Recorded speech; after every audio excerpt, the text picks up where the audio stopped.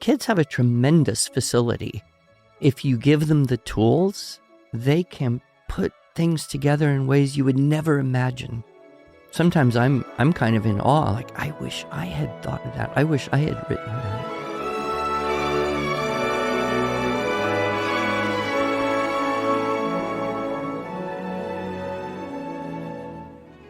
Hello, and welcome to the Arts of Language podcast with Andrew Pudewa, founder of the Institute for Excellence in Writing, or as many like to say, IEW.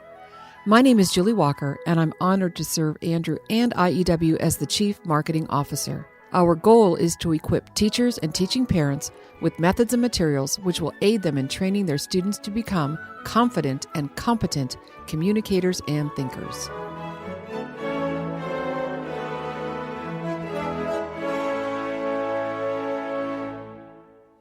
So, Andrew, I love monthly themes, and this podcast is about a monthly theme, and that is April is National Poetry Month.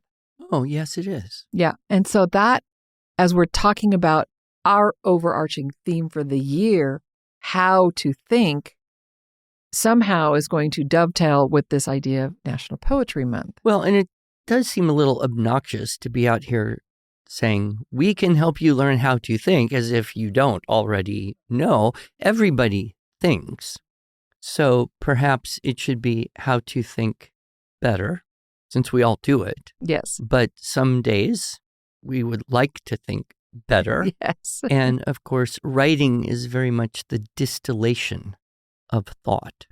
And one of the things that you know that I have been preaching for a long time is you can't really get something out of the mind that isn't in there to begin with. And so the furnishing part is so critical.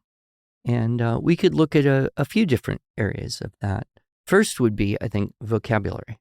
And one of the great benefits of poetry is that poets, by the nature of the activity, are often using less common words in ways that you might not necessarily hear them used. And with vocabulary, we see very clearly that when children have a larger bank of words available to them, they can apparently think more insightfully or more accurately into whatever they're trying to talk about. If you just know the words good and bad and cool and nice, you get one level of expression that reflects one level of thinking. But if you have abundant synonyms, abundant other ways to express those modifiers, you can more insightfully and more effectively frame the ideas.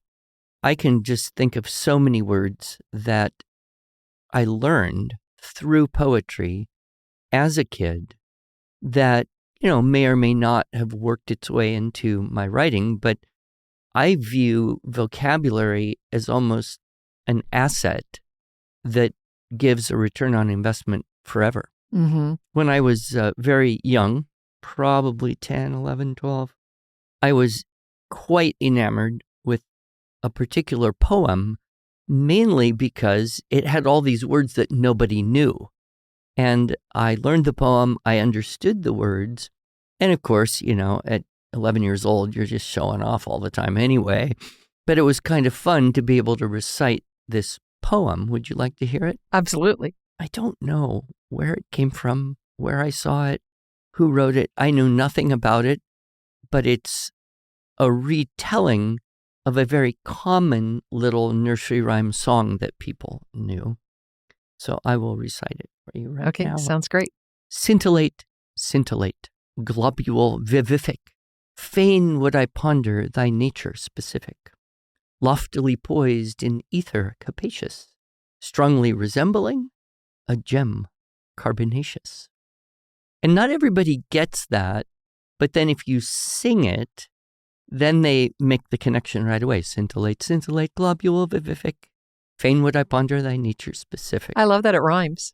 It's a brilliant little construction. Yes. But for me, those words were fantastic. Scintillate. Mm-hmm. What a marvelous word to know. Globule. Fain would I ponder? These are very literary sounding words and expressions. That a 10-year-old would probably not ever use. No, wouldn't even come across in daily life. But in a poem, then, wow, you can get it, you can learn it, you can say it. And it's interesting, I've had so many times when I would read something and kind of get it and kind of appreciate it. But then committing it to memory, it changed the entire relationship that I had with that poem or that excerpt from a speech or a quote or a prayer. It's as though memorizing it, you just take it into your soul. And of course, we've talked about before that expression, learning by heart. And memorize sounds so mechanical and tedious, but learn by heart, something you bring into your mind and your heart and your soul.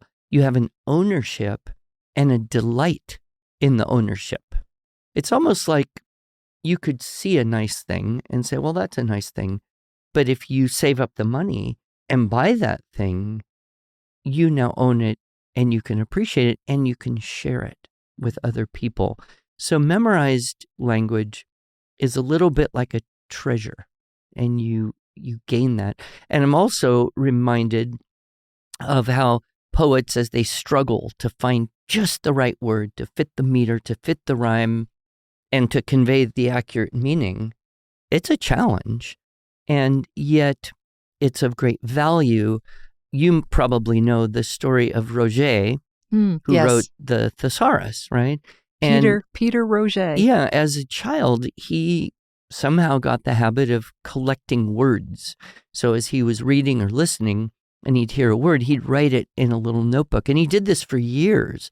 And then as a young adult, he organized all these words and thought this would be maybe helpful to people, and published a thesaurus, which I understand in Greek can mean treasure box. Yes, I love that. So a thesaurus is like a treasure box of vocabulary that is enriching to the mind and the spirit. And I would just encourage kids everywhere to do that, to collect words. It's a great hobby, like collecting. I think I collected stickers in school. Yep. And you had various companies that would stickers, and you could write letters and they would send you stickers back, or you could write a letter and send a couple dollars and they'd send you. And so I had this vast collection of stickers. Children are naturally attracted to collecting things, stickers, shells, sand dollars.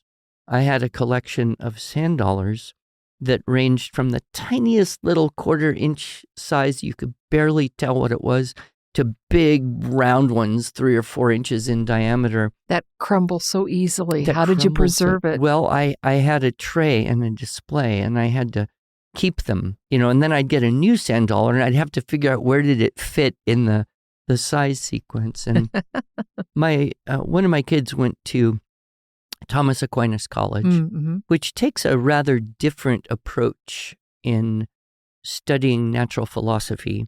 And one of the things they have all of their freshmen, now these are, 18, 19-year-old college freshmen, is they have them go and collect insects. Oh, interesting. Around the campus, around the area there. And then they have to organize and present these insects in some type of logical way. And I think that it's a natural inclination. So let's encourage kids to collect words. And the best way to organize and store them, I think, is in memorized poetry. I wonder, Andrew, I'm thinking of a product, as you're talking about collecting and storing words. We have a product called A Word Right Now. Yes. And there is, and listener, if you don't have one of these, I encourage you just to look at our website and see if this is something you want to add, because on every page is a list of words that go along with a certain character quality. But there's a place for you to collect your own words that match that. And I love that. And I wonder how many parents dismiss that as something that their kids wouldn't be interested in doing. but I bet they would. I bet they would love to collect words and organize them according to character quality. Yes, it is a brilliantly well organized product, and I don't know anything else like it. I've not seen anything else. And of course, now books like a thesaurus and a dictionary are rarely found. We go online for everything, but there's this ownership of something. These are my words. I've got them. I can use them. They are my tools. They are my joy. So I think we can do that. Well, as long as I'm mentioning products, I want to mention a couple other things that almost seem disconnected to what we're talking about, specifically furnishing the mind with vocabulary and poetry so that we can think better. Some of the products that we've done, that linguistic development through poetry memorization, which when I started 18 years ago was something we were already producing as a company. So that's the oldest one on my list of products to mention. But of course, the whole purpose of that product is to help students have a way to memorize poetry in a systematic, organized fashion. We have taken that product and embedded level 1 of linguistic development through poetry memorization in our newest app, Memory Mentor. So you go to iew.com/memory. You can learn more about this new app that includes ways to help you memorize whatever it is. It could be your own content. It could be content that we've preloaded in there, including the poetry. We've got some things there, like the planets. We have some things in there about famous quotes. Right. And anybody can add to that collection. So if there's a particular poem that a student likes and it's not in ours, you can record it and upload it, and then they can practice and learn along with the app every day till they own it. Till they own it, right, exactly, because the whole idea is mastery. And the nice thing about people uploading their own content, we don't have to worry about intellectual property because we didn't put it in there. You did, right. Which is great. The next thing you might look at in terms of poetry is the unique combinations of words. And then another course that we have, Introduction to Public Speaking, some of the first exercises these students are asked to do is to memorize and then recite the poems that they've memorized to help them refine their elocution skills, which I love that. Like, you don't find that too often in a public speaking course to memorize and recite poetry, but they're learning the words, they're learning the vocabulary, and then they're learning how to enunciate and project and doing all those things that are important to public speaking. And then another product that we have is our Structure and Style for Students Year 3 Level B. We spent weeks actually learning to write poetry. It was magnificent. It was. It turned out way better than I imagined it would. It just shows that kids have a tremendous facility. If you give them the tools, they can put things together in ways you would never imagine. Sometimes I'm kind of in awe, like, I wish I had thought of that. I wish I had written that. Mm-hmm.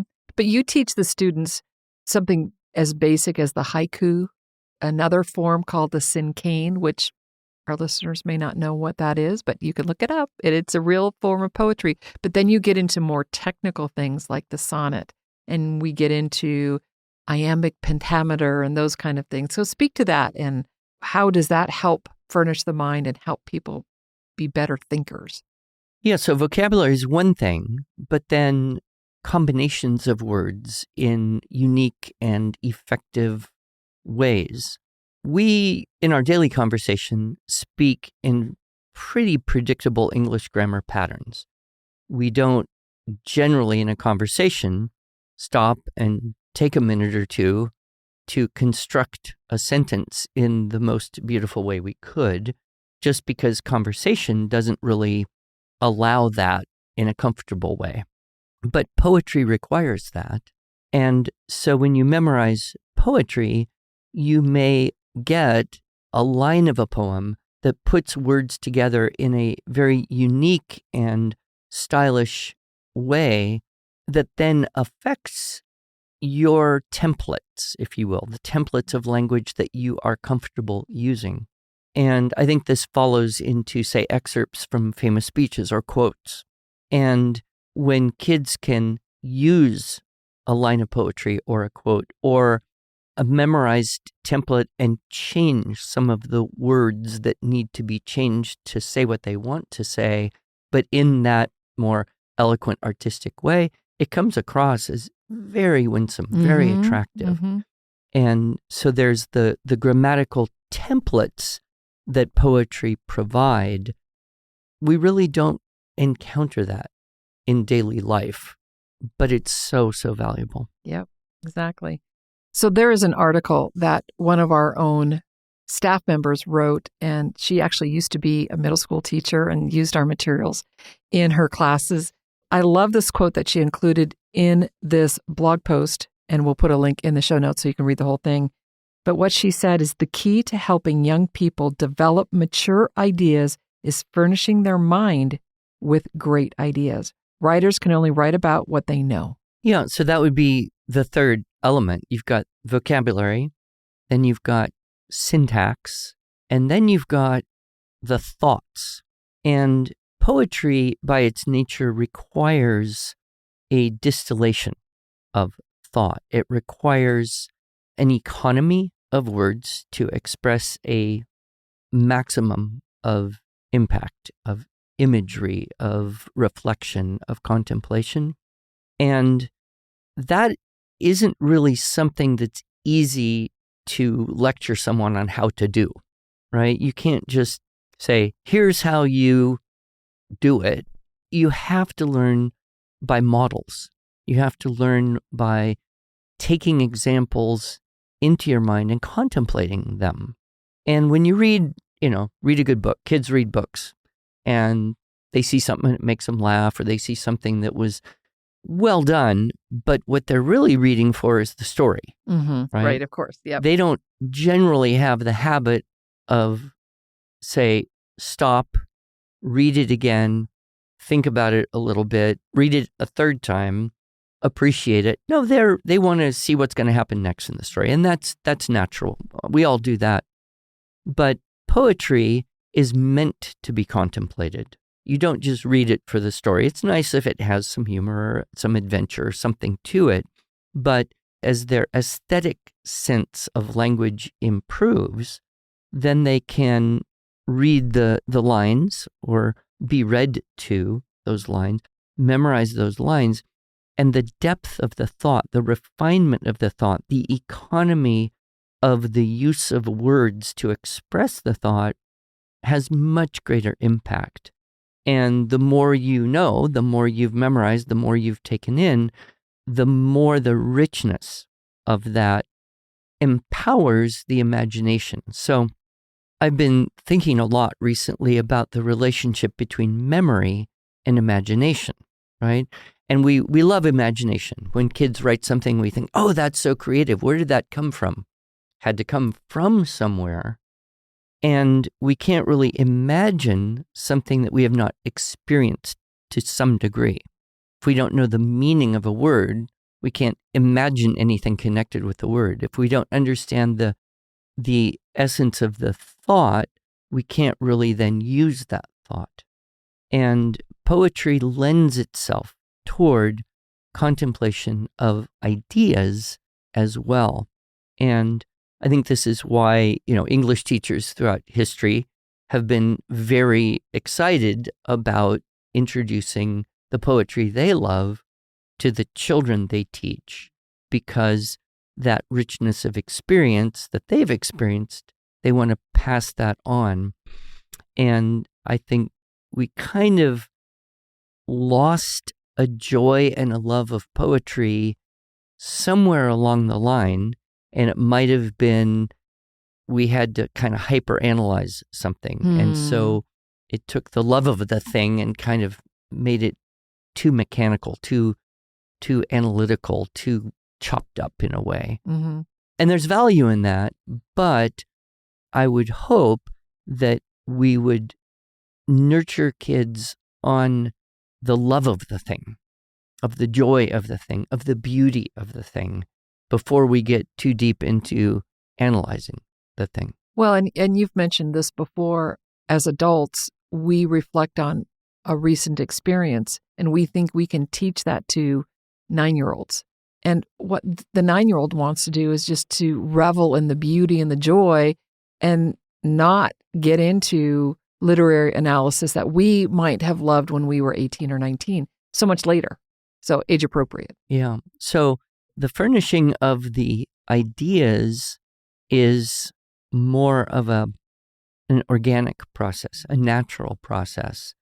And to the degree we can discuss a poem, then that helps and we move a little bit towards analysis. But really, the first thing kids are going to relate to is what they remember that's connected with that idea. So you read a poem about sailing. If they've been sailing, there's more meaning to that.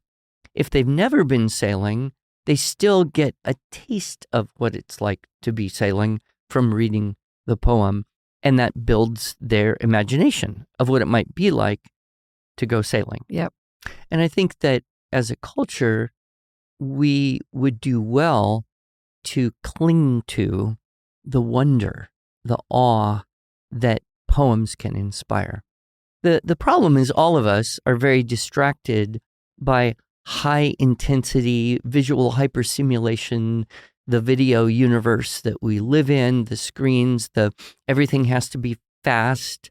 And, you look at rap, and rap is a valid form of poetry, and some rap is quite impressive in the way that it's put together and the spontaneity that people have, but it doesn't lend itself quite to the contemplation of the beauty of the language and the ideas the way memorizing a poem that was created by a master wordsmith. Yes. So furnishing the mind contributes to vocabulary, broad level of syntax and application of grammar, and then the images and the concepts attached to those images. We're enriched in all these ways when we dive into a poem. And as a result, we're better able to think. I hope so. Thank you, Andrew. Thank you, Julie.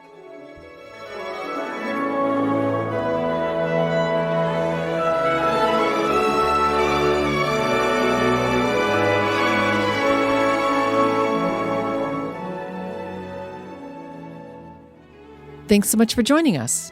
If you enjoyed this episode and want to hear more, please subscribe to our podcast in iTunes, Stitcher, or Spotify, or just visit us each week at iew.com/podcasts.